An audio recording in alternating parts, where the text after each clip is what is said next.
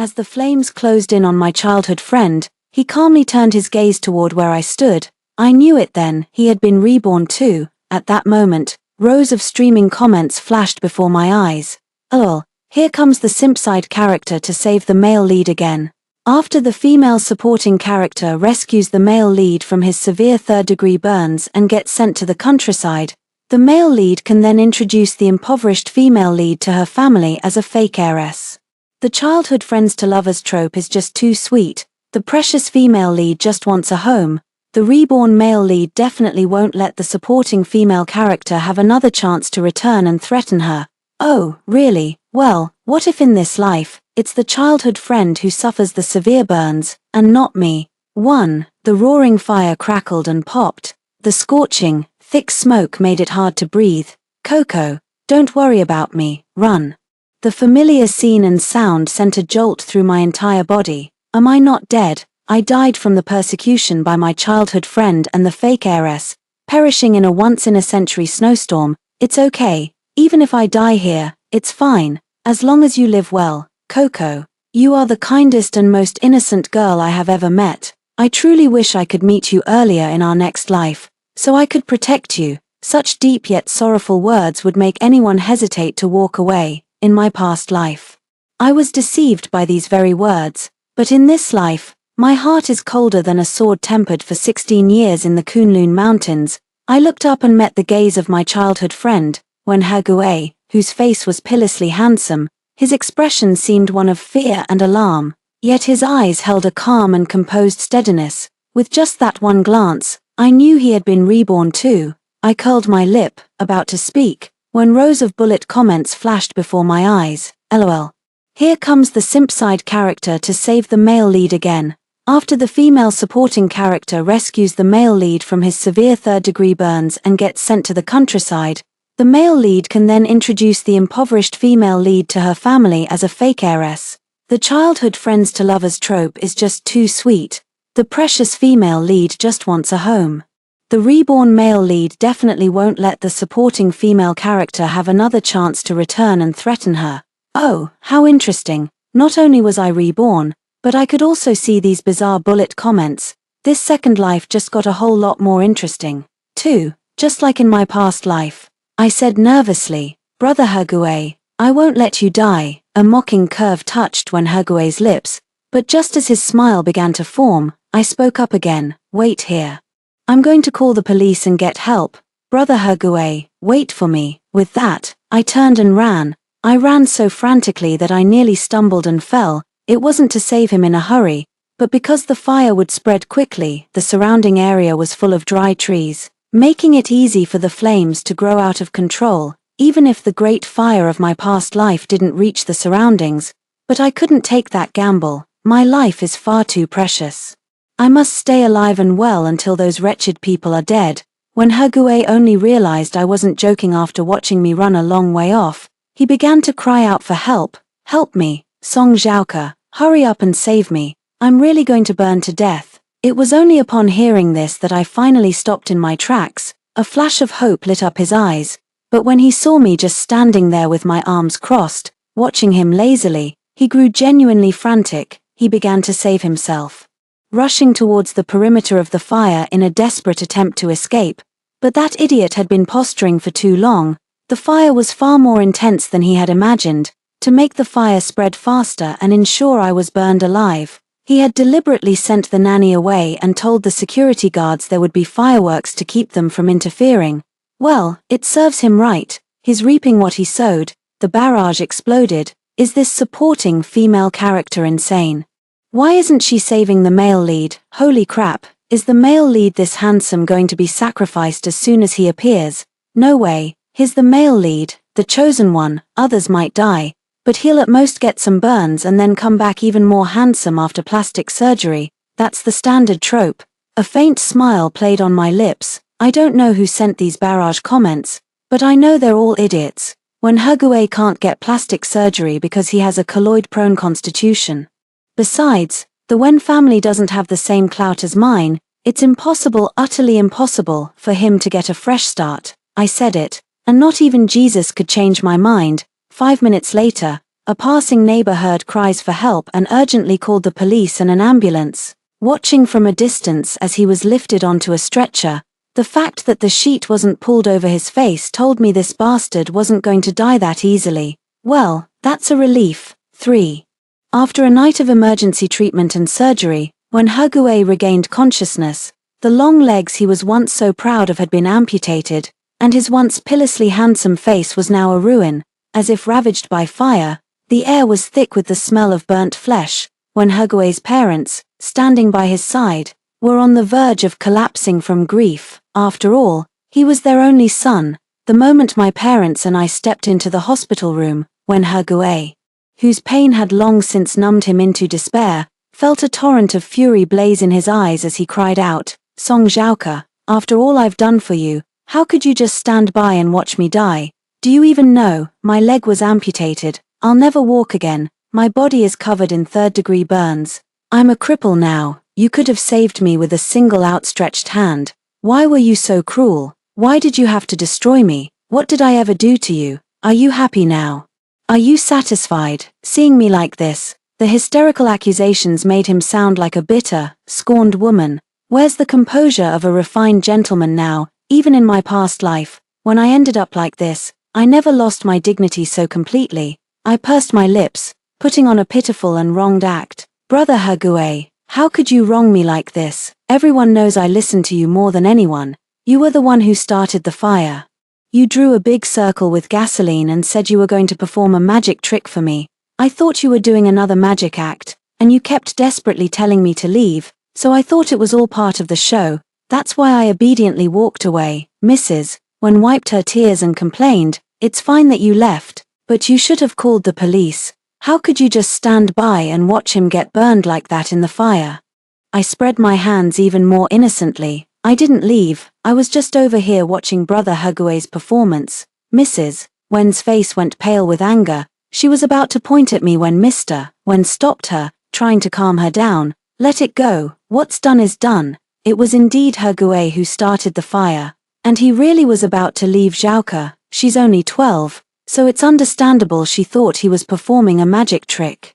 My parents had already asked me about the situation on their way over. I suppose you could say I'm involved, but to pin the blame on me as the main culprit is a bit much. Seizing the moment, my mother then said, we're so sorry about this. It's our fault for always spoiling Coco. I've already spoken to the hospital director. They're contacting the best doctors in the world to help Hague with his ongoing treatment.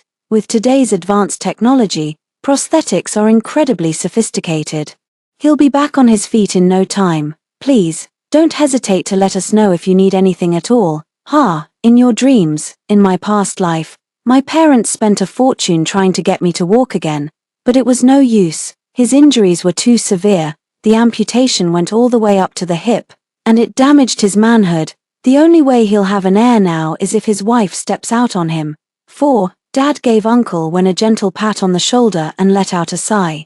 I know children are our greatest treasure. I understand exactly how you must be feeling. No matter how tough things get, life goes on. Once you've had some time to recover, we can work on the wind power project together. The approval documents have all come through. Uncle Wen and Aunt Wen's expressions immediately brightened.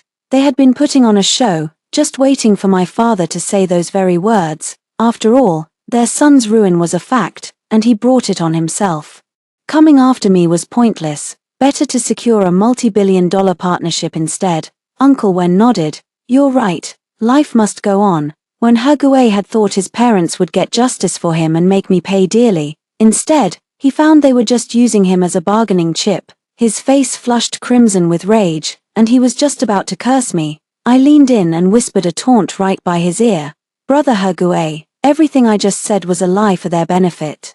I know it wasn't magic, and I deliberately didn't save you. Don't even dream about a high-tech prosthetic. That ruined face of yours is yours for life. I was the one who destroyed you, and this is only the beginning. The impact of those words was devastating. So devastating that only after I hypocritically tucked him in did I finally unleash a torrent of hysterical curses. Song Zhaoke, you bitch, you monster, Mom, Dad, she just admitted it. It was all on purpose. She wanted to ruin me. No.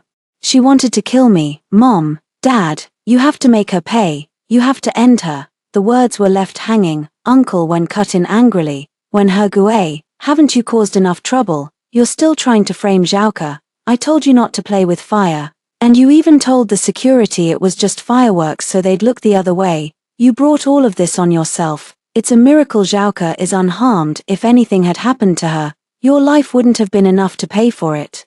When Hegui was so enraged he coughed up blood. Doctors and nurses rushed him to the operating room for emergency treatment. The barrage of comments was also going wild. Holy crap, the female supporting character has truly lost it, absolutely lost her mind. Did the female supporting character also get reborn?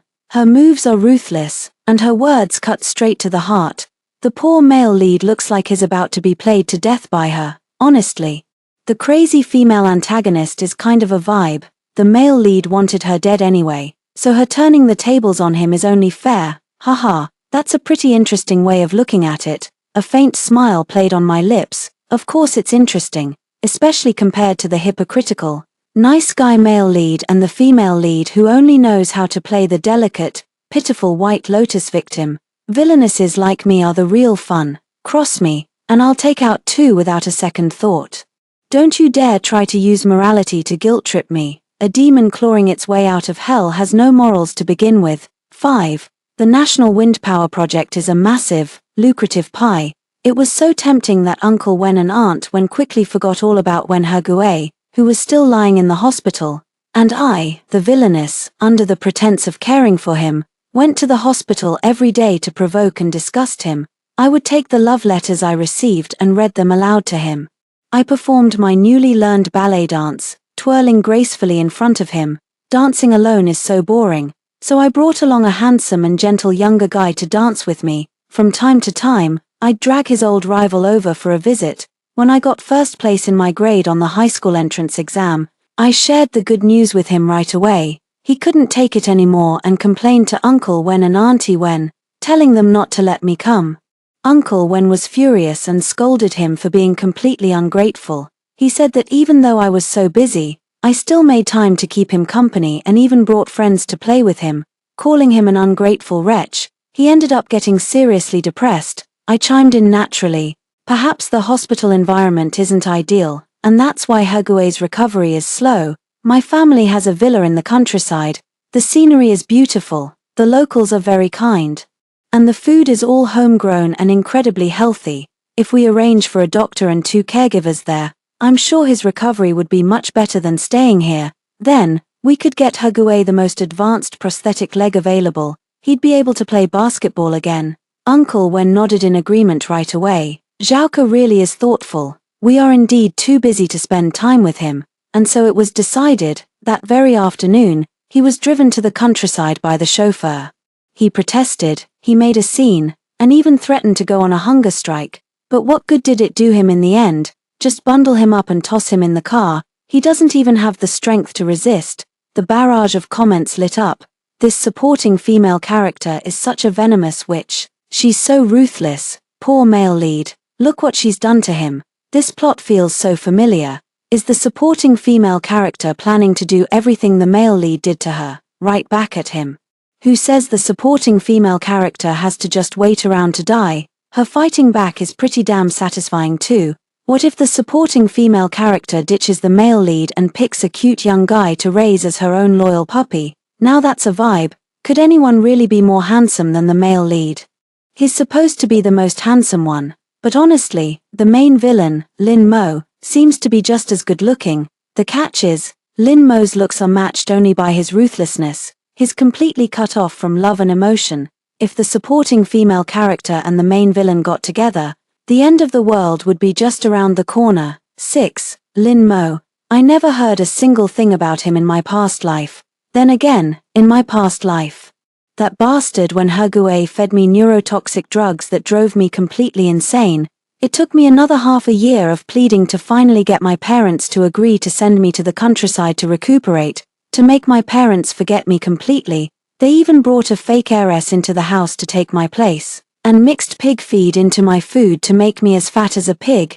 The nanny tasked with caring for me, under his orders, subjected me to all kinds of abuse. In the end, I died on my 16th birthday, during a once-in-a-century snowstorm. My parents were coming to celebrate my birthday with me, but their car broke down halfway, when Hague and the fake heiress arrived first, dragged me out of the house in my pajamas, and forced me to crawl on all fours like a dog to find my parents. The wind was biting, and snow swirled through the air, but none of it was as painful as their humiliation and torment. You fat pig, didn't you want to see your mommy and daddy?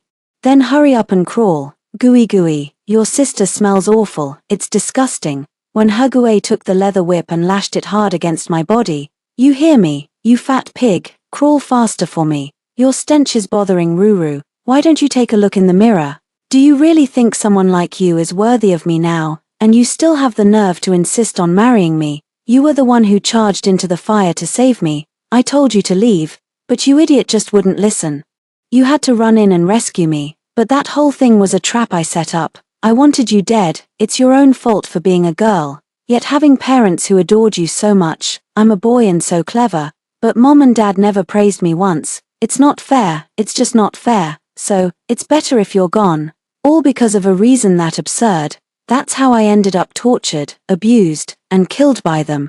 I was so close to seeing my parents again. I was so close to making it out alive. If this world is so unjust to good people, why should I show it any mercy? To hell with all of you. It's easy to convince Uncle Wen and Auntie when to adopt a little boy.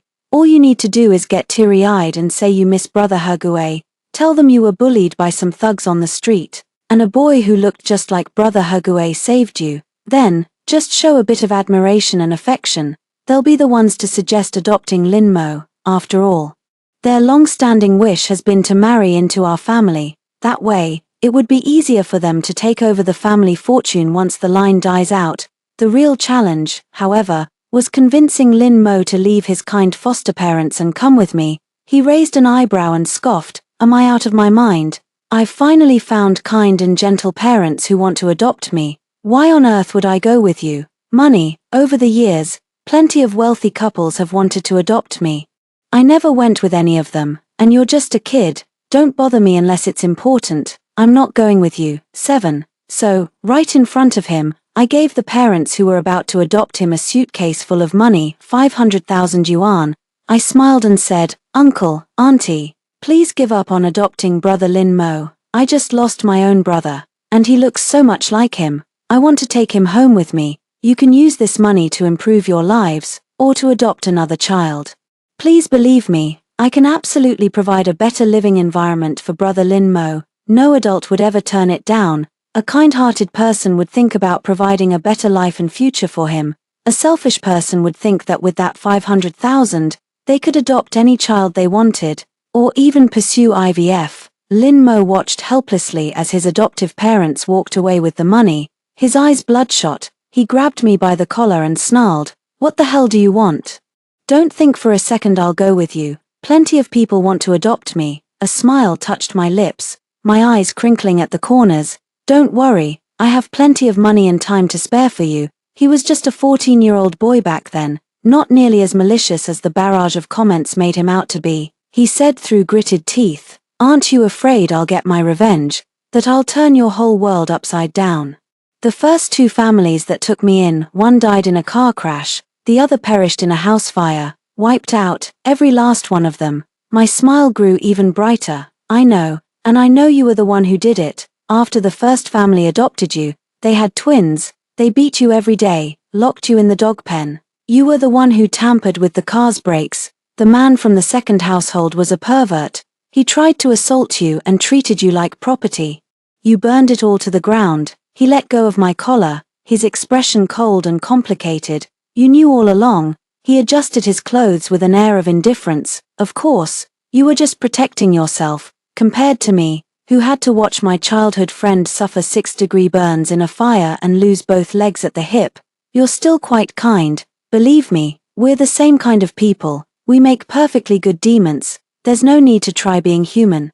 Next time you want to destroy the world, I'll bring the matches." Lin Mo took a few steps back. "You're insane, a complete lunatic." I took 2 steps forward, lifted my foot to tilt his chin up, and smiled with pure, radiant malice. "I'll send someone to fetch you this afternoon. Be a good girl and do as you're told." Or there will be more than one Lin Mo in this world, understood? 8. The barrage of comments lit up. Holy crap, is the supporting female character going on a rampage? She actually dealt with the main villain in just a few sentences. This supporting female character seems even more unhinged now. I have zero doubt about her determination to destroy the world. I always thought Lin Mo, that absolute lunatic, was completely unchecked. Turns out the supporting female character just died too early. Ha ha ha, the main villain is completely wrapped around her little finger. It's kind of adorable, actually. Are you insane? This is Lin Mo we're talking about. After his adoptive parents were beaten to death by the demolition crew, he went completely dark. He didn't just take out all 32 members of that crew, he brought down the entire listed corporation and every corrupt official involved. Over 100 officials were formally censured by the provincial government. I mean, Lin Mo was easier to handle than I expected. Turns out it's because he hadn't turned to the dark side yet. I just got lucky. But he's rotten to the core. No matter how good he seems, there's a limit to it. 3 days later, Lin Mo was officially adopted by the Wen family. He was given the new name Wen Chengxiu. It carries the meaning of being a man of his word and a true gentleman.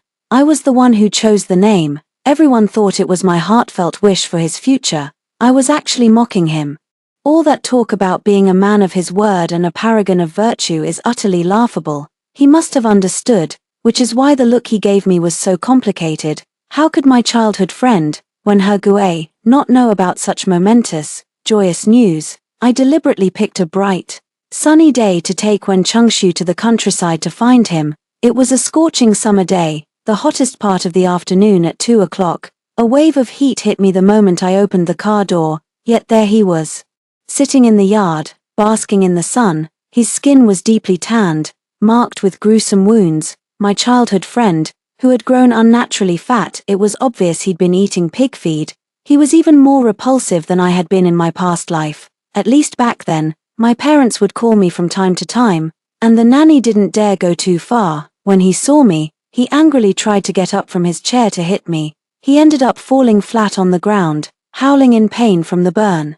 I smiled and said, "Brother He, you're too kind. You don't need to perform such a grand bow outside of the New Year or festivals." As I spoke, I put my arm around Wen Chengxiu, who was holding an umbrella for me, and introduced him.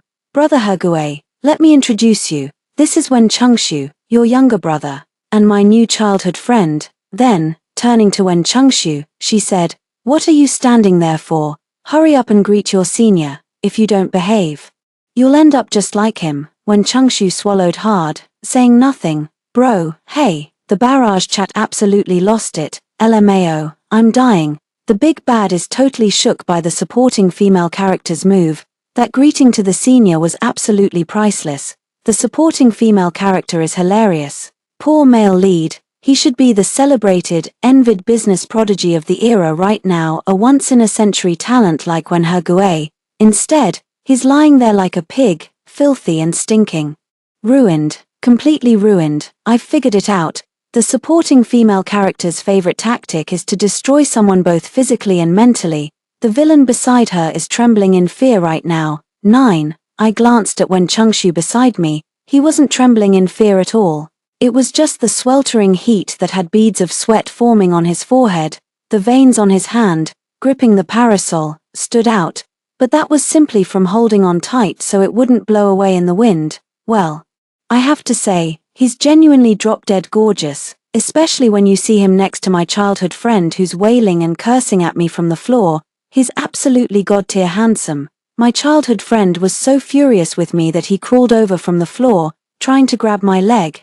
The moment he made contact, I kicked him straight out, sending him flying 2 meters back. His agonized scream echoed through the entire villa. Back then, for the sake of peace and quiet, I deliberately chose a rather remote spot, so there were absolutely no neighbors around. The nanny, who was taking an afternoon nap, was startled awake by his voice. She immediately cursed, "You damned beast, if you bark again, I'll kill you." So, my childhood friend immediately shut up. "See, I'm just too kind and gentle. My words don't carry as much weight as the nanny's." High school life was particularly interesting, watching Wen Chengxiu strut around like a peacock.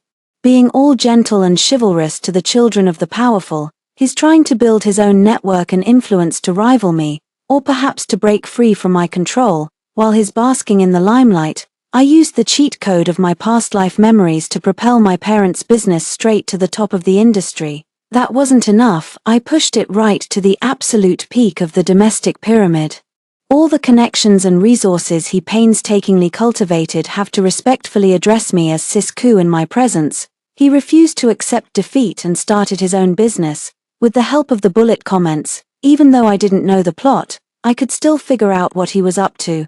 So when he started the business, I offered to invest, but he was reluctant at first. So, just as he was on the verge of success, I sabotaged it and then bought him out. He refused to believe it was a lost cause and tried several more times. It wasn't until the losses piled up and both Uncle Wen and his business partner voiced their concerns that he finally backed down. Now, he stood a full head taller than me, looking down at me from his height. Song Zhaoke, is this really necessary? I crooked a finger and smiled. I don't like it when people look down on me. So, after a moment's hesitation, he bent down, the corners of my mouth lifted in a faint smile. Still not enough, on your knees. His face was a mask of fury. Don't you dare push it, you. Before he could finish, I grabbed his chin, forcing him to look at me in an excruciatingly uncomfortable position. What exactly have I done that's so terrible? You chose to follow me back then. If it weren't for me all these years, do you really think you'd have the right to be here? Have I been too lenient with you? Is that why you've forgotten who's in charge? 10. That was a nasty thing to say. But I was genuinely furious, because I thought he was a real piece of work, the kind who'd casually ruin lives and bring about chaos. But after spending these years with me, surrounded by this simple, unconditional affection, he's completely turned over a new leaf. Now he even tags along with my parents to do charity work all the time. I am deeply dissatisfied. He licked the blood from the corner of his mouth, his expression inscrutable as he spoke. I understand. The barrage of comments lit up frantically. Friendly reminder, remember to breathe. The supporting female character has truly lost her mind. Why on earth is she trying to drive the villain insane? Her parents worked so hard to bring him back from the edge. Isn't she afraid he'll snap and come for her first? She's going to get herself killed. I think the supporting female character is playing a long game. The villain is just a pawn in her pocket, a mere plaything. Exactly. It's like she's training him like a dog. Abuse breeds loyalty, while love fosters freedom. A faint smile touched my lips, so there were some sharp minds in the comment section. The fake heiress, Ju Rowning, had finally made her appearance. As the female lead, she was stacked with every advantage: a scholarship student, stunning looks, and a sweet, coquettish voice. On her very first day at the new school, she drew a crowd of curious classmates. She was beautiful, truly beautiful. But in the eyes of the wealthy, beauty is never a scarce resource. Before I could even make a move, she took the initiative and approached Wen Changshu, gazing up at him with her big, doe-like eyes. Wen Changshu, I skipped breakfast and I'm feeling a bit lightheaded. Do you have any snacks? Could you spare some? Wen Changshu let out a derisive snort. Plenty of other students in class have food on their desks. Why did you have to come to me? She was taken aback for a moment. He Ming obviously used this excuse to cozy up for the first time and was met with a counter-question. I only started feeling hypoglycemic when I got to you. Did I cause you trouble? I'm sorry. When Changshu let out a cold, derisive snort. You're in the first row, I'm in the third. If you want water, the easiest way is to go past the teacher's desk to the fourth row. You wouldn't even pass by my seat if you were throwing out trash. Then, may I ask, why exactly would you be passing by my seat? Everyone else has food on their desks, but I don't even have a bottle of water. Besides, guys don't usually buy snacks, right?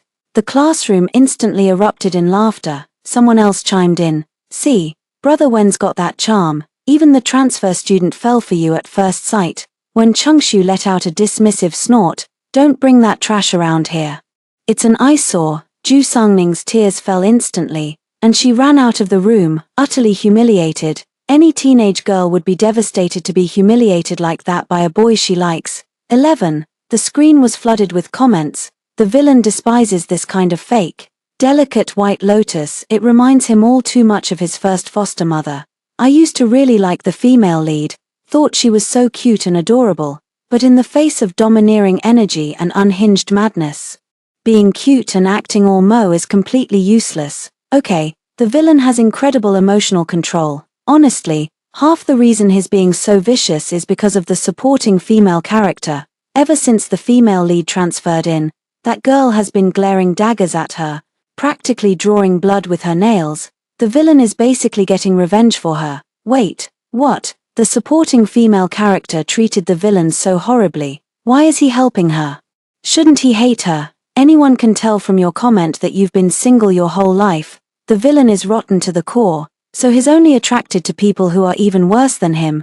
Don't just see that she's bad, she's also genuinely stunning and completely unhinged. She slaps him at the drop of a hat. And have you ever seen him fight back? Seriously, he might have even enjoyed it. Me, when Changshu really didn't have to be such a creep. Ju Raoning is being bullied at school.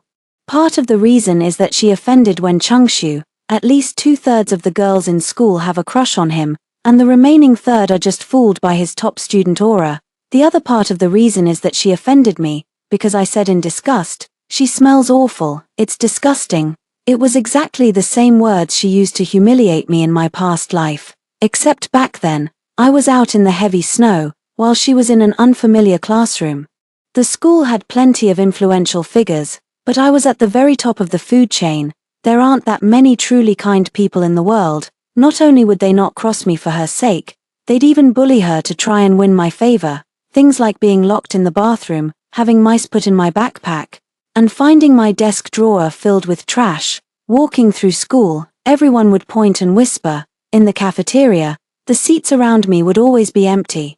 Compared to what she did to me in my past life, this is nowhere near enough. With my subtle encouragement, the harassment escalated from verbal humiliation to physical bullying. Every time after school, hearing the sound of her kowtowing and apologizing in the bathroom always put me in a particularly good mood. When Changshu asked me curiously, "Why not just finish her off? What's the point of this?" I casually took the handkerchief he offered and wiped my fingers clean. Of course it's fun.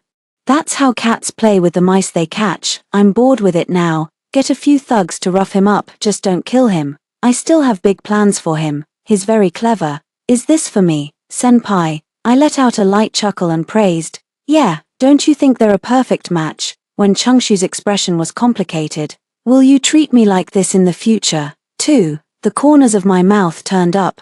My eyes crinkled, sweet and innocent. If you want me to, I can do that for you. He shook his head. I don't want it. I patted his shoulder with a smile. Then be a good boy and listen. If you want the stars in the sky, I'll pluck them down for you. If you don't behave, he'll be a cautionary tale for you. He didn't say a word, only swallowing hard, but it was clear from his obedient expression. He would be very well behaved. 12. When Changshu truly lives up to being the little troublemaker I handpicked, that very night. He arranged for the local hoodlums to stage a hero saves the damsel act for her, and they even showed her a surprisingly chivalrous and considerate side.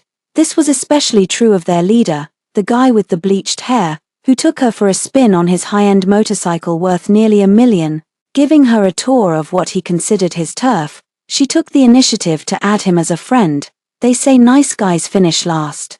A troublemaker like Blondie is far more exciting than some boring bookworm, and ever since she got together with Blondie, the other kids at school stopped bullying her. She even thought Blondie was the secret love child of some powerful big shot. With immense influence, she was utterly, hopelessly devoted to that punk, even when he slept with other women right in front of her, even when he let his buddies have their way with her. Morals, self-respect, self-love, none of it meant a damn thing to her compared to that worthless punk. In my past life, I died for a piece of trash like that. It's absolutely pathetic. It's easier to get Ju Raoning to seduce her childhood sweetheart herself. First, get the punk hooked on gambling, deep in debt to loan sharks, and have him steal her identity to borrow another 300,000. That wasn't the punk's limit, it was the limit of her ID card. The moment the punk fled, the loan sharks came for her. She was left with only two options, either sell herself as a prostitute, or find a rich second-generation heir to swindle, and the candidate had already been picked out for her. She looked at her childhood friend, who was hideously ugly and as fat as a pig. she immediately vomited, but in the end, she still chose to seduce her childhood friend. The method of seduction was simple. She pretended to be the daughter of the country nanny who had cared for her childhood sweetheart. As the female lead, she was naturally beautiful. Compared to the other country women, she looked like an absolute goddess. To win her over, he spared no expense. Gifting her dresses worth thousands and handbags costing over 10,000, his efforts finally earned him a favorable look from Zhu Raoning, but Zhu Raoning flat out refused to sleep with him, insisting they wait until after marriage and demanding a 5 million yuan bride price. Her goal was to scrape together the 800,000 needed to pay off the compounding interest on her loan shark debt, and then vanish. To her surprise, her childhood sweetheart took her seriously and started calling Uncle Wen and Aunt Wen, demanding to come home. They were initially against it and told him to stay put in the countryside, I said, blinking my big eyes. The doctor says he's almost fully recovered in the countryside, so we should let him come back. I've already arranged for a prosthetist. We'll have a custom one made for him. I was too young and foolish to save him back then. But now I want to make up for my mistake, Aunt Wen said with a sigh. Zhaoke, you're such a good kid.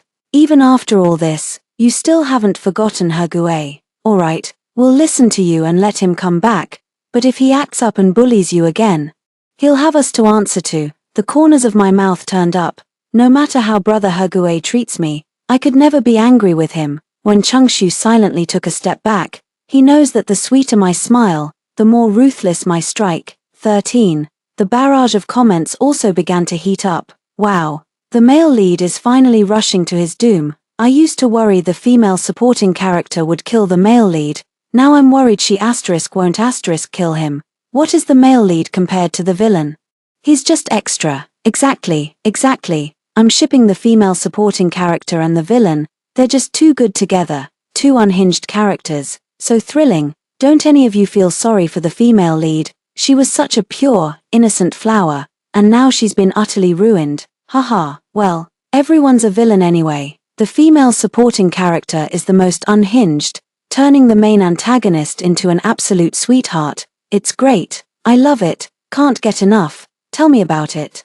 My original plan was to let Wen Changshu come back after we finished the college entrance exams, but he came back on his own initiative. What else was I supposed to do? Of course, I'll let him have his way. When He Gui stepped out of the luxury car with Zhu Raoning, he was so fat he couldn't even fit in a standard wheelchair. They had to use a stretcher to get him into the villa.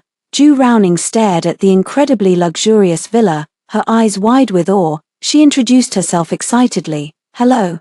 Uncle, Auntie, I'm He Gui's girlfriend, Zhu Raoning. Please, just call me Ning Ning. The fact that someone could see the good in their son was already enough to fill Uncle Wen and Auntie Wen with gratitude. He nodded immediately and said, Alright, you can stay here and take care of He Gui from now on.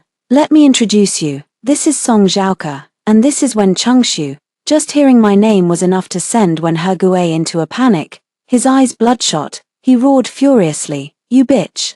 You're not welcome in our home. Get the hell out of here. Mom, Dad, you have no idea how she's been torturing me all this time. She's a lunatic, a complete psycho. Before he could finish, Uncle Wen cut him off. Enough. If it weren't for Zhaoke talking us down, you wouldn't even be standing here right now. If we ever hear you badmouth her again, you'll have us to answer to. Also, remember that Changshu is your brother. The company will go to him in the future. But we'll set up a trust fund and properties for you, enough to last you several lifetimes. When He Gui disagreed and was about to argue, but Zhu Ruhei quickly nodded in agreement. Got it, Uncle and Auntie. That's more than enough for He Gui. He really can't go out to work anyway. Auntie Wen was quite pleased with her. You're a sensible young lady. If you're willing to marry He Gui, we'll offer a dowry of 5 million, a 50 million villa in the city center, a few sports cars for you.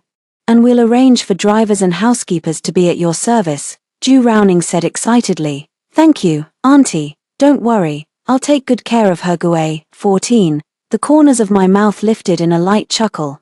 Tilda. Then, Aunt Wen turned to look at me and asked, Zhaoke, do you have any thoughts on this? I'll go along with whatever you say. Instantly, Zhu Raoning broke out in a cold sweat on her forehead. If my aunt and uncle weren't right there, he probably would have gotten down on his knees to beg me. My childhood friend was also worried I'd stop the wedding, glaring at me with pure malice. Song Zhaoke, if you dare stand in the way of me marrying Ruru, I swear I'll haunt you from the grave. The corners of my mouth lifted into a bright, radiant smile. Not at all, I couldn't be happier for you. I hear the end of the month is an auspicious date. Why don't you get married a little sooner? It would set your parents' minds at ease. The suggestion was right up their alley, and they agreed on the spot. When Changshu came to see me in the evening, using studying as an excuse, he was actually just there to gossip and ask me questions. Are you planning to pull a major stunt at their wedding? I kept working on my problems, not even looking up. Alright, make sure to bring all those punks over then, and have the video of their little orgy projected on the big screen. Oh, and get his prosthetic arm ready in advance. Wouldn't want him to have trouble swinging it when the time comes. Watch your strength. Don't kill him, we're not done having our fun yet. When Changshu finally asked the question he had been curious about for so long, why do you hate them both so much? They've both contracted a severe sexually transmitted disease. Moreover, when He has been taking hallucinogenic drugs for a long time, even if he struggles on, he won't live for more than 2 years. Only then did I look up, letting out a soft, derisive laugh as I met his gaze. Because I have the ability to foresee both the future and the past, they hurt me in the past, so I paid them back tenfold, 100-fold. His first reaction wasn't to argue with me. Instead, he moved closer, staring straight at me. And the future? What will become of us? I pinched his chin and let out a derisive snort. You will be my utterly loyal dog, and I will become the richest woman. I will change history. The barrage of comments lit up. The supporting female lead has truly lost her mind. She actually dared to call the villain a dog. Is he going to kill her for that? The villain is absolutely loving this. Okay, he's a total freak. Please don't try to understand him with a normal person's mindset. The supporting female lead is just too good at this. She should start a masterclass. I'm begging you. Her resume can now be updated. Expert level dog tamer. A faint smile played on my lips. He was clearly enjoying himself, even licking his lips. The sickening possessiveness in his eyes was practically overflowing. 15. When He and Zhu Raoning's wedding was a very low-key affair, they just set up a single table at the villa, inviting only my parents and me, just the two families sharing a meal. That said, Zhu Raoning's haute couture wedding gown was stunning. The crown on her head and the massive diamond necklace around her neck must have cost at least several million. Money's no object for them, anyway, as long as she's happy. When He was wearing a prosthetic leg, though it felt a bit awkward. Once he put on the suit, he still looked quite presentable. He knelt down on one knee, holding the ring, so overcome with emotion that tears and sniffles came all at once. Ningning, I love you. You are my angel, my hope, and my salvation. I swear I will love you for the rest of my life and never betray you. Will you marry me? What a deeply moving declaration. Zhu Raoning smiled beautifully, a flash of disgust passing through her eyes. I do, and right at that moment, a scene straight out of a cheesy TV drama unfolded. The punk barged in with a gang of his buddies. I object, Raoning. I forbid you to marry him. You've had 5 abortions for me. You've long been my woman. I know you're only with him to pay off the loan sharks, but I've cleared the debt now. Come with me. I promise I'll never let you suffer again. Zhu Raoning felt a flicker of temptation, but glancing at the 13-carat diamond ring on her finger, she shook her head and refused. I don't love you anymore. Please don't interfere with my marriage to my husband. The blonde-haired man spat a thick glob of phlegm and cursed. Damn it, I always knew you were a vain bitch, in this life. You won't marry anyone but me. As he spoke, he looked at Wen He with a cold sneer. Ugly bastard. How do my cast-offs feel on your feet? Let me show you something else. If you still want to marry her after this, I'll have to respect you as a real man. With a snap of his fingers, the electronic screen that had been displaying their wedding photos switched to a video of Zhu Raoning partying with a group of his buddies. That was all child's play. Now this is where the real fun begins.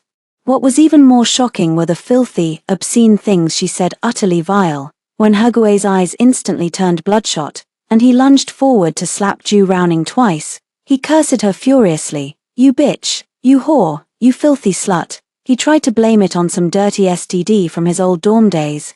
But the truth is, he's been passed around so much he's worn out. I'm gonna beat you to death today." The blows were particularly vicious. Uncle Wen and Auntie Wen took several steps back, showing not the slightest intention of intervening. Seeing this, the thugs charged forward, grabbing Wen Hegui and beating him savagely. They went for the kill, targeting every vulnerable spot. After all, even hired goons know not to finish the job completely. After crippling them, they left with a final remark. "Forget it, I don't even want this piece of trash anymore." With that, he swaggered off. Only then did they call for an ambulance. 16. After 3 hours of emergency treatment, they both survived. When Hegui's spine was fractured, both his hands were shattered, and the only thing he could move was his eyes. Zhu Raoning wasn't much better off. She had a ruptured kidney, 8 broken ribs, and both her legs were destroyed, leaving her paralyzed for life. After hearing the doctor's report, Uncle Wen and Aunt Wen were quite disappointed. How is he still alive after losing so much blood and being so badly injured? So when I mentioned that the family had opened a new high-end nursing home, they volunteered to have the two of them admitted. The nursing home, built specifically for them, finally came in handy. They were locked in the same room, given only one meal a day, which Zhu Raoning always ended up eating. After all, when Hegui had lost both his hands and feet, what could he possibly use to eat? The food was laced with madness-inducing drugs, compounded by daily electroconvulsive therapy. Half a month later, Zhu Raoning, driven mad or perhaps simply ravenous, gouged out Wen Hegui's eyes and devoured them. When Changshu, who had come along with me to watch the commotion, happened to witness this very scene, his face turned deathly pale, and he looked like he was about to be sick. Meanwhile, I watched with a smile, not even blinking for fear of missing a single second. So he rushed outside and proceeded to vomit violently. I followed slowly behind him, gently patting his back. The voice was gentle and caring. "Hush now, don't be afraid. This won't happen if you just behave. Will you be obedient?" His face was deathly pale, his entire body trembling. He said in a hoarse voice, "I will be obedient." I held him in my arms with satisfaction, gently patting his back. He nestled obediently in my embrace, a slight smile playing on his lips. The barrage of comments lit up frantically. "Holy crap, the villain is smiling, he was acting all along. The true hunter often appears in the guise of the prey. I'm absolutely obsessed with this unhinged pair, so crazy. I love it." Check the details. There's a mirror behind the villain. The female supporting character saw his expression all along but pretended not to notice.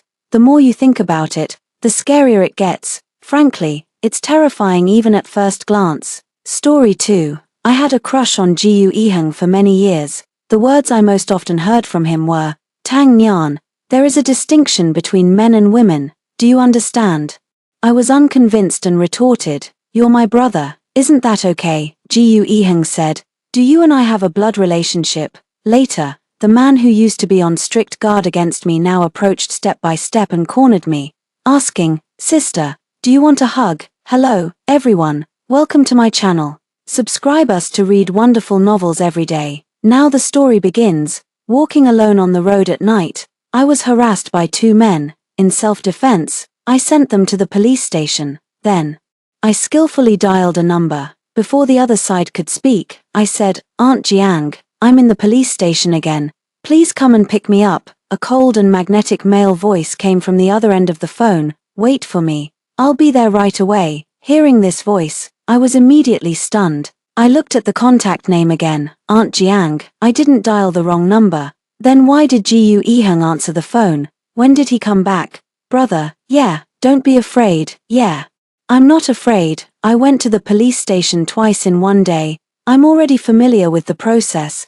During the taking of the statement, the policewoman who was familiar with me tapped my forehead and said, "What did I tell you before? Go easy on them." I showed the scratch marks on my neck and said, "See, it was self-defense. They even tried to strangle me." Seeing my wound, the policewoman immediately changed her tune and said, "You were still too gentle. Next time, be more forceful." Before she could finish the word forceful, the glass door was pushed open, and everyone subconsciously turned to take a look. At this look, their eyes were fixed. A tall and upright man walked in. He was wearing a suit with buttons neatly fastened. He should have rushed here right after coming from a formal occasion. He was wearing a pair of silver-rimmed glasses. exuding an aura of being highly educated and intelligent, with his deep and regular facial features and those indifferent eyes when looking at people. The oppressive feeling of a person in a superior position came towards us, but this oppression disappeared completely when he caught sight of me. Jiu Ihung was here. He walked over, learned about the situation, thanked the policewoman who had taken care of me, and then looked up at me and said, "Tang Nyan, let's go home." His voice was low and magnetic. I vaguely heard the wild thumping of my own heartbeat. When we got home, I obediently followed behind Jiu Ihung. In the past, I would definitely act coquettishly with him and then chatter on about a lot of boring things, making him look at me with a helpless expression, handing me water and asking me to take a break and talk later. But this time, I had a lot of things hidden from him, and I was a bit torn. However, Jiu Ihung didn't give me time to be torn. He directly pressed me to sit on the sofa and then brought the first aid kit over, disinfect it first, and then apply the white ointment. I secretly looked up at his expression. It wasn't good, so, where Jiu Ihung couldn't see, I pinched my thigh hard, and tears instantly welled up in my eyes due to the pain. "Brother, can you apply the medicine for me?" He didn't say whether he would help or not. He just looked at my red eyes and frowned.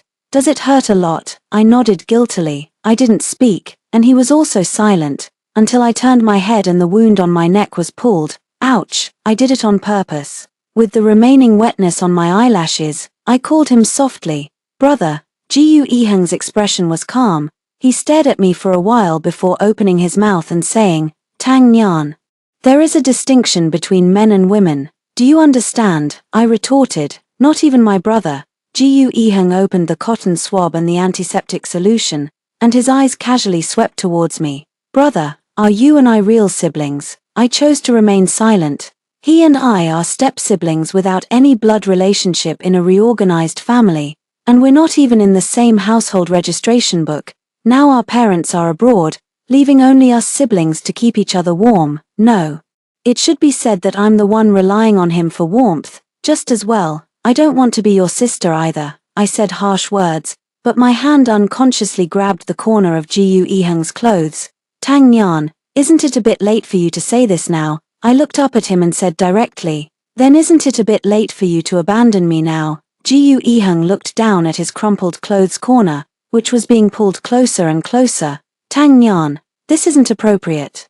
I looked at him stubbornly and didn't say anything. He sighed and compromised. Then he carefully held my chin with the crook of his thumb and forefinger, tilted it slightly to the side, dipped the cotton swab in the antiseptic solution, and gently pressed it on the wound.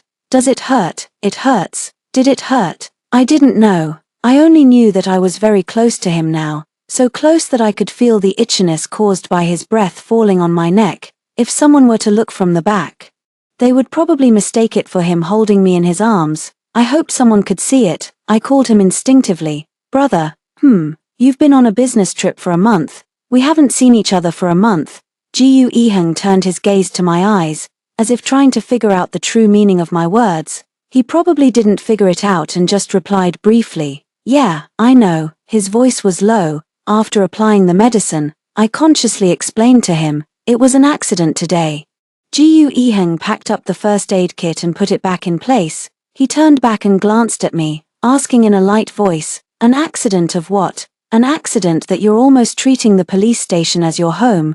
Jiu Ihung sat down on the single sofa opposite me, took off his glasses, and placed them on the coffee table, without the obstruction of the lenses. His gaze when looking at people now seemed strong and straightforward.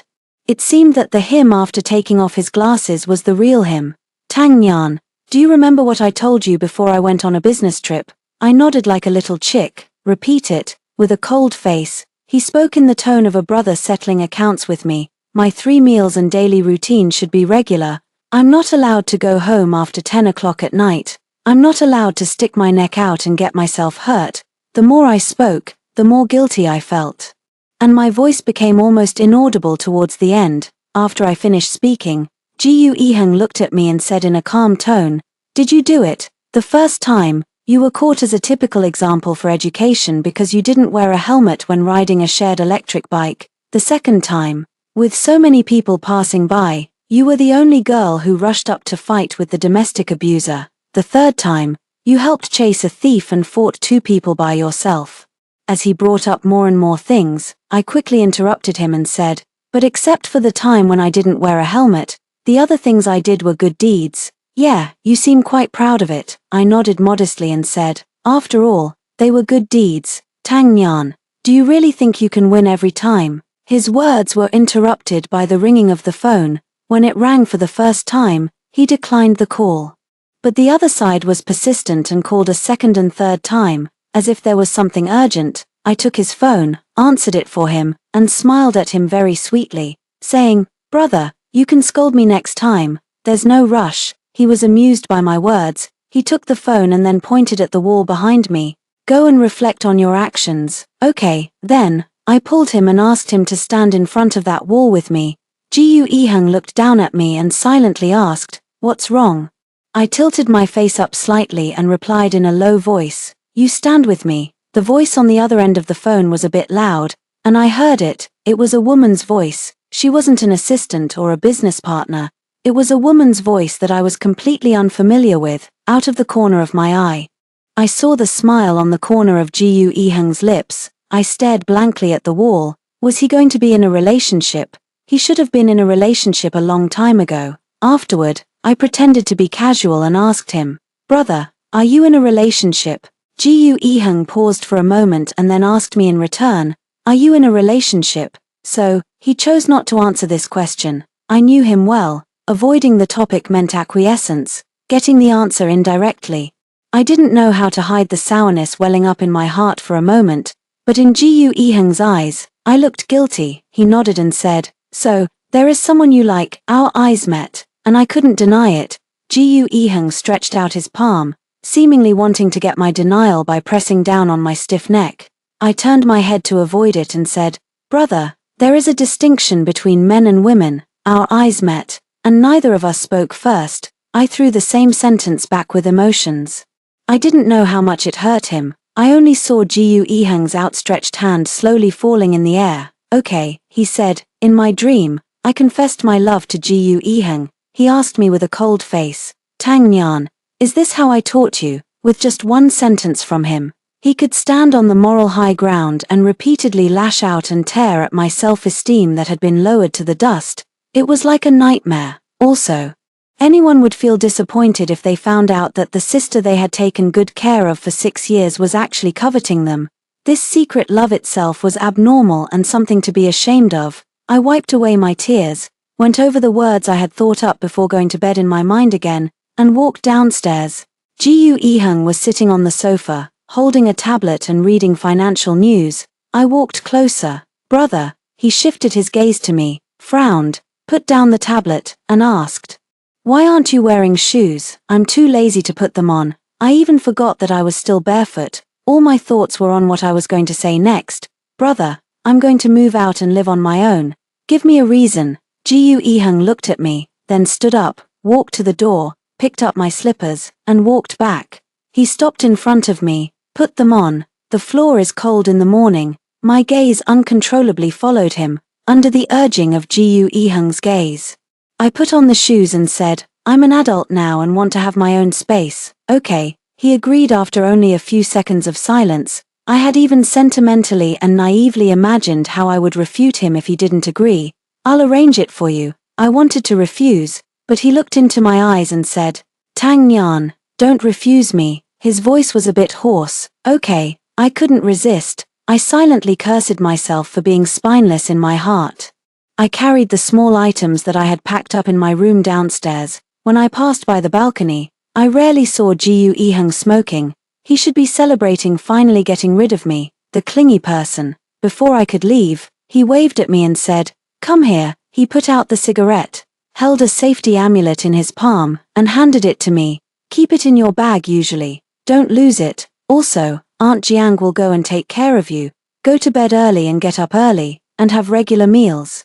These are all things you promised me. Aunt Jiang has a good eye for people. If you have someone you like. He seemed to have some difficulty saying the following words and didn't finish them, but I didn't want to listen anymore when he said the second sentence. I only asked him, brother, are you going to leave me alone? Jiu Yiheng looked down and met my gaze, saying, Tang Nian, Such a thing won't happen. Don't think too much. After moving out and living on my own, I busied myself with various competitions and activities. As long as I didn't have time to be idle, I wouldn't think of him. I thought this kind of life was quite good, but my best friend Lin and I thought that if I continued to be so competitive, the last bit of human touch in me would disappear. Come on, I'll take you to have fun tonight, sister. She dragged me to a bar. The bar was very spacious. Lin and I led me to a relatively quiet booth in the corner with ease. Then, while waving at the waiter, she turned her head and shouted at me, "This is my cousin's place. Shall we have a good drink tonight?" The deafening and exciting music, the blurred and dim lights, and the clear clinking of wine glasses were very suitable for venting emotions. I nodded at Lin Nai and said, "Sure." While she went to say hello to her cousin, the bartender brought a full tray of drinks. Before he could neatly place them on the table, I picked up a glass and downed it in one gulp. Without anyone to control me, I could drink however I wanted. I didn't know how many glasses of wine I had drunk. When Lin Nai came back, a flush began to spread on my neck and face. She was speechless when she saw my drunk state. "Ms. Tang Nyan, may I ask, has it been more than 10 minutes since we came in?" My mind was clear, but my vision was blurry. The tears that I had held back for a long time couldn't stop falling now. Hey, Nyen Nyen, I'm sorry, I wasn't scolding you just now, don't cry." She was startled by my sudden tears and frantically grabbed a lot of tissues to wipe my tears. I shook my head and said, "No, it has nothing to do with you. Then the wine must be bad. I told you my cousin couldn't do anything right. The wine he sells is so bad that it can make people cry." I was amused by her and smiled through my tears. I handed her a glass of cocktail and said, "Drink with me, okay?" She shouted this word with the momentum of being ready to face death. Someone called me in the middle, and I asked Lin Nai to hang up for me. Perhaps I had held it in for too long and needed to vent it to someone. Nai, he doesn't like me. Phut. Lin Nai was so shocked that she choked. She suspected that there was something wrong with her ears. After she recovered, she quickly asked, "What the hell? Who do you mean doesn't like you? Wait, who do you like?" "No, how come I didn't know that you have someone you like?" I replied vaguely. "Someone I've had a crush on for 6 years." Lin Nai's perception was completely overturned. Damn, who was that guy? How could he be so capable that he could make a proud girl like Tang Nyan have a crush on him for 6 years? You've hidden it for so long. Why don't you hide it today? Hey, Nyen Nyen, if you keep drinking like this, you'll have a blackout tomorrow. The words that Lin Nai originally wanted to ask were all choked back by my bold way of drinking. In this situation, it was obvious even without thinking that the guy had broken my heart. Nyen Nyen, there are plenty of high-quality men out there. Just find another one. Lin Nai shouted loudly. Coincidentally, at this moment, the music in the bar stopped, and Lin Nai's words echoed throughout the space. The next second, among a group of people in the booth next door, the man sitting in the center, looking casual, stood up and stared straight at me. "Tang Nyan, I don't mind being the one you like." The crowd cheered, pushing the previously cooled-down atmosphere of the bar to a climax. I heard someone calling my name and looked up half a beat later. "Who are you?" "Zheng Chengxian, the second son of the Zheng family in Nanqing Entertainment." Lin Nai had heard about it from her family and whispered beside me, "He runs a film and television company. He's just SOSO. He has a bunch of messy things going on but still speaks so proudly, as if his family has an imperial throne to inherit." "I don't know him," I said in a flat tone, having no interest in this man at all. Amid the cheering and heckling and noise of the onlookers, he walked over from the next booth and said, "It doesn't matter if you don't know me, you just need to know that I like you." During the pause while waiting for my reply, the bar became very quiet. His confident look made me feel disgusted. I avoided his gaze, stared at the bar's main door, and said words of rejection. "I don't like you." My voice wasn't loud, but it was loud enough for everyone to hear. As for the pause in the middle, it was because I saw Jiu Yiheng. Jiu Yiheng didn't expect that as soon as he stepped into the bar, he would see the scene of his sister confessing her love to someone. The words "like you" echoed in his ears, and the voice clearly sounded like she had just been crying. Looking up, he saw her red nose and the area around her eyes. She was crying. His sister had been bullied and made to cry. Bang! I saw Jiu Yiheng single-handedly throw Zheng Chengxian to the ground, his movements full of hostility. "Did you make her cry?" It was a question, but he said it in a declarative tone. No one expected that things would suddenly turn out like this. Who the hell are you hitting? Did I provoke you? Zheng Chengxian instinctively fought back, but since he didn't pay attention to physical exercise on a regular basis, he was pinned to the ground by Jiu Yiheng and couldn't move. I reacted slowly and just opened my mouth to say, "Brother." Jiu Yiheng glanced over and said, "Tang Nian, can you find someone else to like?" His tone was cold in his extreme anger. Lin Nai was stunned as she watched from the side. She had heard Tang Nian say that her stepbrother was very cold to her, so was this look of caring about his sister to the extreme called being cold? My head was about to explode when I woke up after being drunk. When I opened my eyes, I saw the familiar decoration of the room. Jiu Yiheng had brought me home. "Nian Nian, you're awake." Aunt Jiang happened to be instructed to come up and check on my situation. "Yeah," I replied in a low voice, putting my hand on my temple and massaging it continuously. Aunt Jiang handed me a glass of honey water. "Thank you, Aunt Jiang." "You don't need to thank me, thank your brother. He made it for you. He was worried about you and didn't go to the company today. He should be in the study now." Under Aunt Jiang's encouraging gaze, which was like that of someone encouraging a child, I had to nod and say, "Okay, I'll go later." "Oh, right, Nian Nian. Sir and Madam are on their way back. They said that Yu Kaifang has new dishes, and they went there directly from the airport. You and Yiheng can go there at around 6 o'clock. Aunt Jiang said. "Did they fly back suddenly just to have a meal at Yu Kaifang?" I asked. "I'm not sure about that," Aunt Jiang replied. "I got drunk and had a blackout, and now I couldn't remember what had happened after I got drunk last night at all. I sent a message to Lin Nai, but she didn't reply. She should still be asleep." I could only brace myself and knock on the door of the study. "Come in," Jiu Yiheng said. "Brother." I stood about 10 meters away from him and looked at him. "Tang Nian. Come here." Jiu Yiheng looked a bit fierce. Then, he handed me a stack of papers. It was all kinds of information about the Zheng family. I asked him in confusion, "Brother, why are you showing me this?" He precisely took out the information about Zheng Chengxian from the middle and placed it on top. Jiu Yiheng's expression wasn't good. But he was still very patient as he analyzed the current internal disputes of the Zheng family's company and the complex family relationships within the Zheng family for me. "Tang Nian, why aren't you saying anything?" Jiu Yiheng asked. I was lowering my head and trying hard to think. "Do you really like him that much?" Jiu Yiheng asked. I realized something was wrong. "Brother, did I do something yesterday that made you misunderstand?" I asked. I opened the chat window with Lin Nai and asked for emergency help.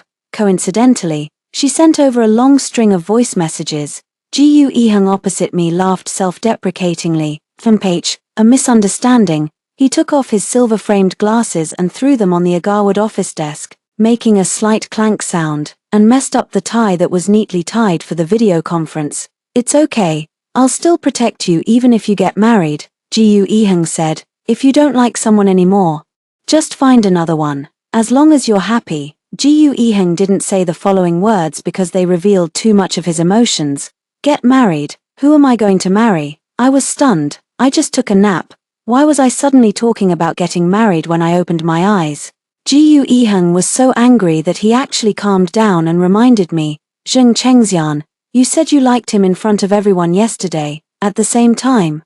My finger accidentally clicked on Lin Nai's last voice message. "Anyway, to sum it up, yesterday, after you got drunk, you rejected Zheng Chengxian's confession in front of everyone, and then your brother rushed up and beat him up. At the end, Lin Nai even encouraged herself. Well, I summed it up perfectly. It was on speakerphone, and everyone in the study could hear it. I was confused. Why were there two different versions of what happened at the same place with the same people? Now, I could only confess honestly, "Brother, I have a blackout when I'm drunk." Jiu Yiheng only noticed. "You rejected Zheng Chengxian." Lin Nai said I did. I paused and then explained, "Brother, I don't know this person." My head hurt. "Okay." After getting my definite answer, Jiu Yiheng stood up neatly, strode over, and threw that stack of materials into the shredder. "It's not good to hit people. I'll make it up to him in other ways," Jiu Yiheng said. I was speechless for a moment and couldn't help but say, "Brother, are you learning face changing?" The result of teasing my brother was that he started settling accounts with me. Aunt Jiang said you haven't been taking good care of your stomach recently. Tang Nian, does a stomachache feel good? You've also learned to drink excessively. Stretch out your hand. He took out a ruler. I didn't want to talk back to him, so I obediently stretched out my palm. Brother, can you hit me fewer times?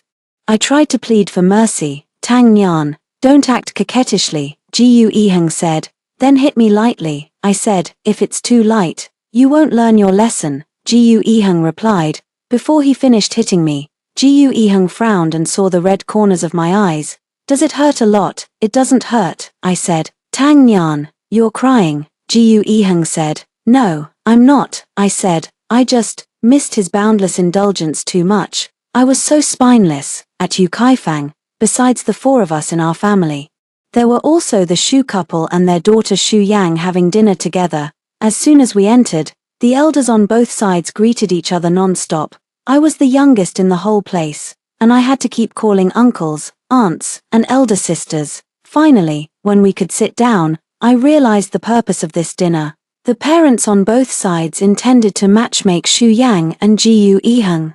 They were of the same age and often had contact with each other because they were in the same social circle, so they knew each other well. Listening to them list the benefits of the marriage between the two families, even the most delicious dishes tasted like wax to me. Is it delicious?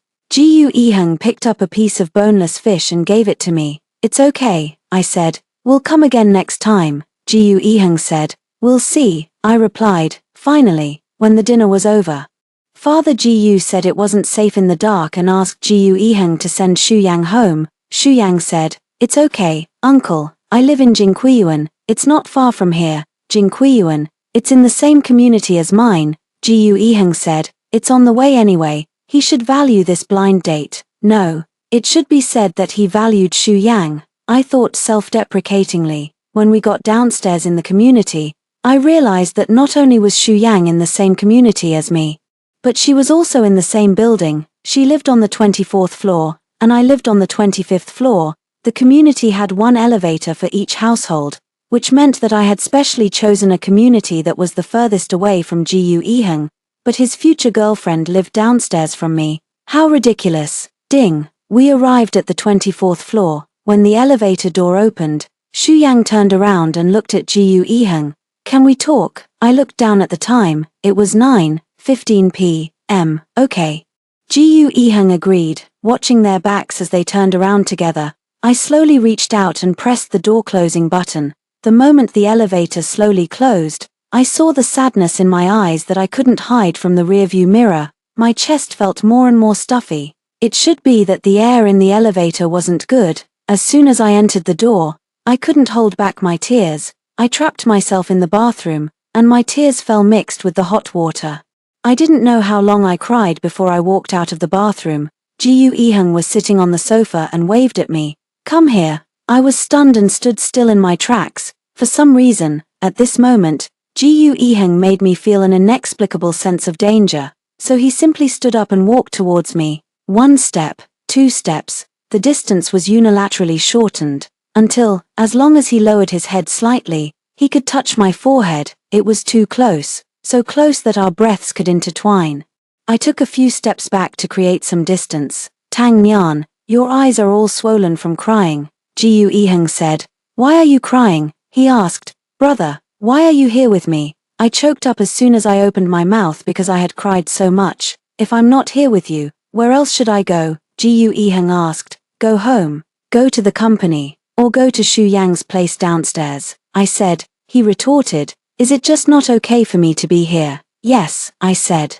Gu Yiheng was amused by my words and said, come on, Tang Nian, explain it to me carefully. Why can't I stay here? And why should I stay at a woman's place whom I've only had one meal with? What's the logic in that? He casually pulled out the chair in front of me. When the chair legs were dragged out, there was a squeak sound, and my eyelids twitched when I heard it. Surely the people downstairs could hear it. But Gu Yiheng didn't care at all. I didn't know what Shu Yang had talked to him about, which turned his usual indulgence towards me into the oppression I was facing now. You're going to have a fiancé, I said. She won't be my fiancé. Find another reason, Gu Yiheng said. He only denied Shu Yang's identity. But there would always be someone in that position. The emotions I had accumulated began to burst out. Just like you said, isn't it good to maintain a distance between men and women? Tang Nyan, I'm asking you as an older brother now, Jiu Yiheng said. Then do I have to answer you in the attitude of a younger sister? I retorted. It was so absurd. Late at night, the brother and sister were arguing about their identities. Jiu Yiheng, I never wanted you to be my brother. I said, brother and sister, what a warm word, but it deprived me of the right to love him. When I was emotionally excited, I accidentally knocked over the glass. With a bang, the fragments scattered all over the place between me and Jiu Yiheng. At this moment, I felt that my relationship with him was like this broken glass, which was difficult to repair. Since the day my initial feelings for him began to stir, I had started to anticipate the arrival of this scene. I was barefoot. If I took just one more step forward, the glass shards all over the ground could stab me until I bled. Don't move, Jiu Yiheng said. Jiu Yiheng walked over, stepping on the fragments. As he walked, he unbuttoned his cuff and casually rolled up the sleeve of his forearm twice. Wanting to carry me away from there, my nose felt sour, and I stepped back to avoid his outstretched hand that was going to hug me. He couldn't hug me. Once he hugged me, I would never be able to let go. Jiu Yiheng ignored my struggle, stepped forward, and held my shoulders firmly. Let's stop arguing. Don't move around. He steadily picked me up and walked towards the sofa. My eyelashes drooped, and I had a sad expression. I said in a low voice, Jiu Yiheng, stop caring about me, Tang Nyan. Jiu Yiheng furrowed his brows. He was really angry. The atmosphere began to become tense. I remember that from the first day we met, I told you to come to me directly if you had something, to ask directly if you had a problem, and not to guess on your own, Jiu Yiheng said. I had always remembered that. But that was the right of a younger sister, not something that I, who was being greedy at the moment, could have. What about you? He asked. My nose felt sour. I looked at him, raised my face high, and tried not to let the tears fall faster. I don't want to ask. Jiu Yiheng's gaze was on my face. My whole face was red and vulnerable because of the tears. He continued my words. But I do. I want to ask who you were crying for, last night, just now, and at other times and places that I don't know about. Was it me, Tang Nyan? Answer me. With each word Jiu Yiheng said, the color drained from my face a little more. He was asking me for an answer. I opened my mouth, trying to explain to him, but my throat seemed to be blocked, and I couldn't say anything. It's the same with moving out, it's the same with drinking, Jiu Yiheng said when he didn't get an answer from me, directly turning the rhetorical questions into statements. He raised my face and gently wiped my tears. He asked casually, do you want to refute? I remained silent and tried to avoid Jiu Yiheng's hand, but his attitude was particularly tough tonight. You're not refuting either. Are you afraid of me? Jiu Yiheng asked. I grabbed the corner of his clothes and shook my head to deny it. Then do you like me? Jiu Yiheng asked. Brother, I said. He put his finger on my lips to stop me from speaking. Tang Nyan, all I need is for you to nod. I like you. Jiu Yiheng likes you. Did you hear that, sister? Don't worry. We have plenty of time to work things out. Jiu Yiheng said those lukewarm tough words that day. His implementation of those tough words included but was not limited to. He got off work and went home on time every day. Well, he went back to the place where I lived. He asked Aunt Jiang to go back and take care of our parents, and he cooked and was in charge of my 3 meals a day. He often showed obvious courtship intentions in his behavior, for example, using the height difference.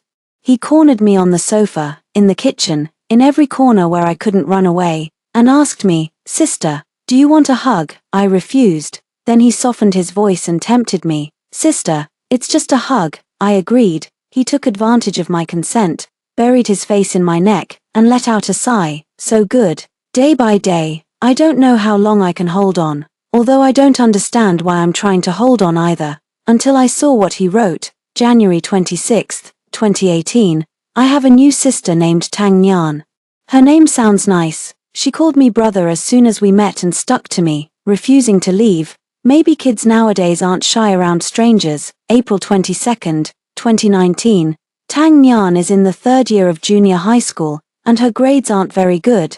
She only got a maximum of 66 points in math. I asked her if it was difficult. She said that it's not really useful to study that well. If you're sold by someone, you'll still have to count the money for them. How pitiful, a lot of fallacies.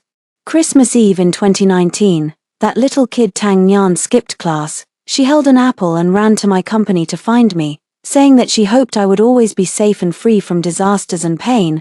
I asked her where she got the apple, and she said she picked it up on the street. I asked her why she skipped class, and she waved her hand and said that too many people gave her gifts, and she didn't want to accept them, so she skipped class. FMPH. My office is almost becoming her refuge. 2020. Tang Nyan caught a cold too. She's lost a lot of weight. She didn't gain much weight to begin with. 2021. Tang Nyan is in her senior year of high school. She's becoming more and more silent day by day. I asked her if she wanted to study abroad, as it wouldn't be that hard. She didn't want to. I asked for the reason. She looked at me stubbornly and didn't say a word. For the first time, I felt that raising a child was really troublesome. June 7, 2022. She had an exam, and I was more nervous than she was. October 12, 2022. Tang Nyan has come of age. She wanted a pair of couple watches as a birthday gift, but I refused. She's just turned 18, and it's still too early to be in a relationship. I gave her a car, but she crashed it in the garage the next day. She must be angry. I'm thinking about how to make it up to her. Except for buying that pair of couple watches. October 13, 2022, the day after her birthday, I moved my household registration out. I also bought that pair of watches. I don't know what I was thinking. I'm not sure. May 2023, when I came back from a business trip, I found that she seemed to have someone she liked. That person made her very sad. I wanted to hug her, but I'm her older brother. Even though we don't have a blood relationship, I still am. October 2023, I saw her taking stomach medicine. It made me so angry. 2024, I came back from a month-long business trip. As soon as I landed, my secretary told me that she had been to the police station 4 times during this period. On the way to the police station, my hands were shaking all the time. Thankfully, she was okay. March 12, 2024, for her and me, there should be a distinction between men and women. I said this to myself. She looked even sadder than I did. I'm sorry. March 13, 2024, she moved out. June 9, 2024, I couldn't help but call her, but she didn't answer. She got drunk in a bar. She was also bullied and made to cry. 1:00 a.m. June 10, 2024, the guy's name is Zheng Chengxian. I checked the information about his family, and they're all promiscuous. He doesn't even deserve to hold her shoes. 3:00 a.m. June 10, 2024, sister, noon, June 10, 2024. Sister said she doesn't know and doesn't like Zheng Chengxian. Evening, June 10, 2024. Xu Yang said sister likes me. I slowly closed the notebook. I had the answer to my previous question. I was holding on because I was afraid that this relationship with completely unequal weight would have no result. I was giving him a chance to change his mind.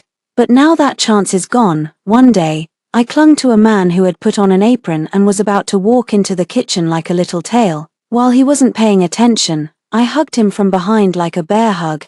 My laughter that couldn't be hidden filled my ears, and I heard myself asking him, "Brother, do you want to kiss?"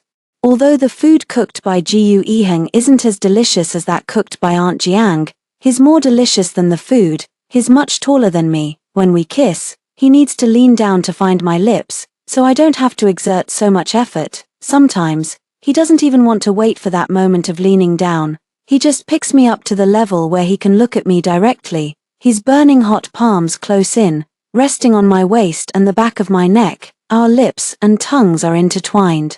And it's hard to tell who desires the other more. The sunlight shines into the room, and I can clearly see my hair strands caught on his shirt, arms, and the abs that are exposed because of his actions. I don't know how long we kissed.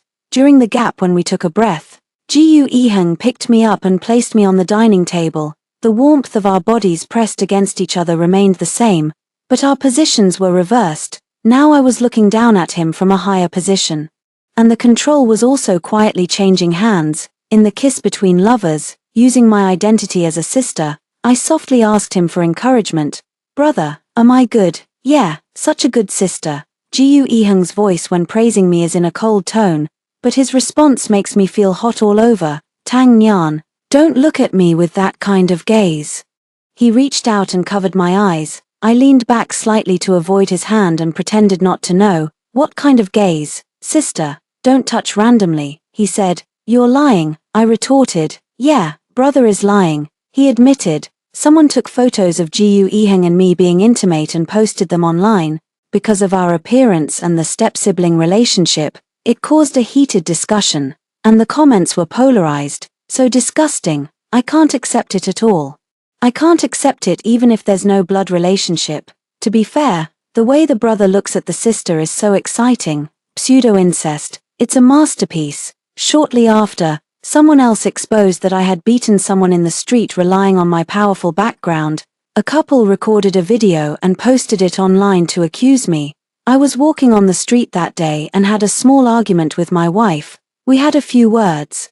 And she was unhappy with me and rushed up and slapped me twice and gave me a beating. My wife was shouting beside me to make her stop, but she instead scolded my wife, asking if she had water in her brain. Finally, the couple cried and asked netizens, when will justice that comes late arrive? In the comment section, other victims also appeared, and two of them even attached injury verification certificates. The public opinion immediately leaned to one side. And there were all kinds of scolding towards me, Jiu Yiheng, and my whole family. Even the company's shareholders called one after another to question us. Jiu Yiheng found me the first time and wanted to take my phone away. Brother, I've already seen it, I said. He hugged me in his arms to soothe me. Are you sad? It's okay. They didn't scold the right things, I replied. Just because I care about it doesn't mean Jiu Yiheng feels the same way as me. But I'm very sad.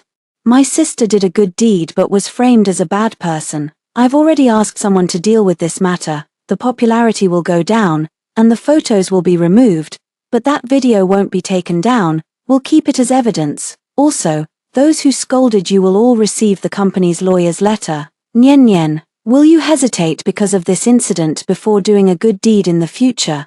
Jiu Yiheng held my face and asked me. I answered decisively, no. I'll step forward when there's something to do and fight against the villains. Anyway, my brother will protect me. My answer was within his expectations. He gently kissed me and praised me. What a great sister. The company's public relations counterattacked very quickly and powerfully, and they took out the case records stored in the police station. Time, February 15, 2024. Location, Jinbi Road. Party involved, because he beat his wife in the street. And the enthusiastic Lady Tang Nyan stepped in to help. Time, March 8, 2024. Reporter, Tang Nyan, because two men had indecent intentions towards her. The policewoman who had helped me many times also appeared on camera to help me explain. In just one day, because of the rapid reversal and the slapping of faces, it caused a great stir online. The netizens followed the trend and swayed from one side to the other. After swaying back and forth, they gave up and stopped, crossing their legs to see how it would develop in the end. When the matter was finally settled, they would say, "See, I already said she didn't seem like that kind of person," as if they had never participated in the previous scolding. As for the mastermind behind this online violence against me and Jiu Yiheng, it was Zheng Chengxian. He asked the Big V cultivated by their family's company to post the photos and also bought internet trolls to fan the flames in the comments. The reason he gave was that Jiu Yiheng had snatched his woman, that is, me, in front of his cronies. I was speechless for a moment. Jiu Yiheng was so angry that he asked people to find evidence of the things Zheng Chengxian had done before and took the initiative to find the victims and said that he could help them file a lawsuit for free. Anyway, Zheng Chengxian and the other participants from the Zheng family who should receive punishment wouldn't be able to escape. Oh. And that couple and the two men who attempted indecency just saw that the online public opinion was unfavorable to me and followed suit to step on me, hoping to bring me down. The above was all small potatoes for me. The following was the real big scene. Nian Nian, did that brat deceive you? Father Gu's anger was about to overflow from the phone. Dad, it's not like that. How could I explain to Father Jiu that I had my eyes on his son first? Father Jiu said, Nian Nian, don't be afraid. Dad will go back now and break his legs. Dad, please listen to my explanation. Nian Nian, You don't need to speak up for him. Break his legs. Break his legs. While I was trying my best to save Jiu Ehang's legs on my side, on his side, Ehang, Mother Jiu said. Mom, Jiu Ehang replied. I'm very relieved that Nian Nian is with you, but don't spoil her too much, especially when it comes to being picky about food. That's absolutely not allowed. It was all peaceful and quiet on his side. Extra story. I looked up at the man who was working seriously at the desk. The black shirt was buttoned up meticulously to the top. He was wearing glasses on his tall and straight nose. The cufflinks were loosely unbuttoned, revealing a section of his cold white wrist bone. His fingers were well defined at the joints, and the veins on the back of his hand were raised. He held a pen and signed one signature after another. It was very pleasing to the eye. But I was almost furious and had no mood to admire him. I questioned him. Jiu Ehang, did you lift me out of bed early in the morning just to let me watch you work? Hearing this, Jiu Ehang raised his head, took off his glasses, looked at me, and there was a faint smile on his lips. He leaned back leisurely. Call me brother, he said. Is that the point? I exploded with anger and gave him a glare. Jiu Ehang stood up, walked in front of me, and leaned down to look at me at the same level. Do you want a hug? He opened his arms towards me. No, I turned my head to the side, crossed my arms, and put on a full show of being angry. He laughed, took my hand, and gently tickled my palm. Tang Nian, your daily routine is too chaotic. This won't do. I'm on vacation, I said confidently, trying to pull my hand back from his. He wouldn't let go. I'll take you out to play in the afternoon. Can you stay with brother for a while longer now? Jiu Ehang stroked my head from time to time. And it felt very comfortable. My anger from getting up was slightly soothed by him. I took a step back and negotiated with him. Then you can't drag me out of bed at 7:30 next time, okay? He also compromised. The next second, the corners of his lips curled into a smile. Then can I hug you? As he said this, he had already enclosed me in his arms. He even picked me up and walked towards his desk. The direction made me a bit flustered. My still sore waist made me forget to be angry with him. Brother, Jiu Ehang looked down at me, his eyes asking what was wrong. Do you plan to work while holding me like this? I asked. He didn't think there was anything wrong with it at all. Is there a problem? I didn't dare to say there was a problem. But out of concern for myself, I confirmed again. Just work. He glanced at me with a smile and held me even tighter. You can do other things too if you want. Just kidding. I quickly waved my hand to refuse. I can't. You should work quickly, I said. Jiu Ehang worked, and I scrolled through short videos to find inspiration. But as I scrolled, the tags of the videos changed. They somehow changed from the art and emotion category to handsome men with abs. I didn't dare to be too obvious. I glanced at the man who was concentrating on his work, put on my headphones, and secretly watched the videos sideways. I don't know how long I was engrossed in watching, anyway. When I found myself sitting on the desk in his arms, I was stunned. Jiu Ehang took off my headphones, slowly leaned close to me, and asked, Sister, are his abs good looking? I felt extremely guilty looking at the emotions in his eyes and shook my head frantically. They're not good looking, I don't like them. They're not as sexy as yours. Jiu Ehang bit my earlobe as a punishment. Really, his voice was low, and he asked me with his lips close to mine, but he blocked my mouth, not allowing me to speak. Then, Jiu Ehang guided my fingertips to land on his Adam's apple. The Adam's apple rolled up and down as I touched it. Then, slowly, it moved down. Nian Nian, help me unbutton it, he said. He's always like this. When it's not important, it's Tang Nian, and when he needs something, it's Nian Nian. This damn man. I trembled and unbuttoned the first button. He looked down at me and let out a soft laugh. Keep going, he said. He looked abstinent yet sensual. And his whole aura was extremely contradictory. I followed his words and unbuttoned the second and third buttons with some difficulty. His collarbone was revealed. The collarbone groove was very deep, and there was a faint tooth mark in an arc on the left side. I had bitten it out of anger last night. The fourth button. My heart was pounding like a drum. I couldn't take it anymore. I withdrew the hand that was about to unbutton the fourth button, tilted my head back, and pleaded with him. Brother, you said you'd take me out to play this afternoon. I tilted my head back a bit too much, and Jiu Ehang instinctively supported the back of my neck with his hand to keep my neck from getting sore. His strength was gentle and careful, But the way he hugged me was one of absolute possession. He said, "Yeah, I promised you." Before I could heave a sigh of relief, Gu Ehung changed the subject. "But, Nyen Nyen, it's only 11 o'clock now." I saw the intensity in his eyes and felt intimidated.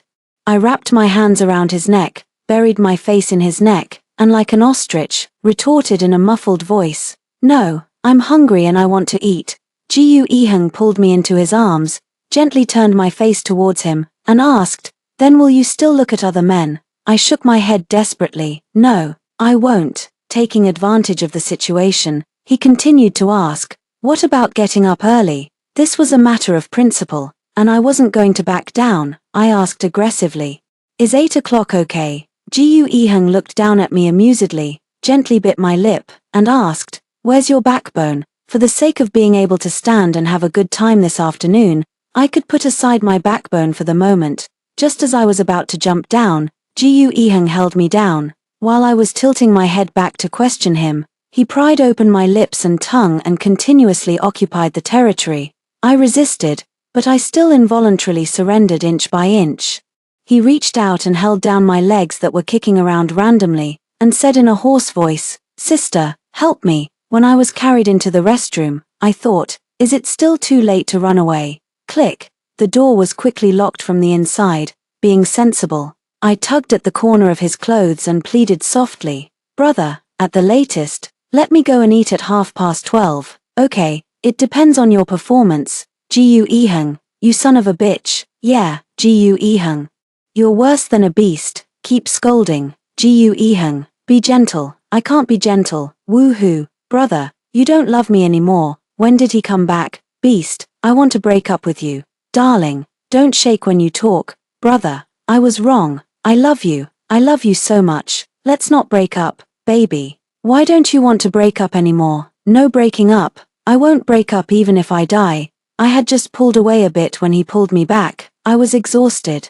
I glanced at the clock on the wall. The hour hand was gradually pointing at 1 o'clock. Me, just let it all be destroyed. The end.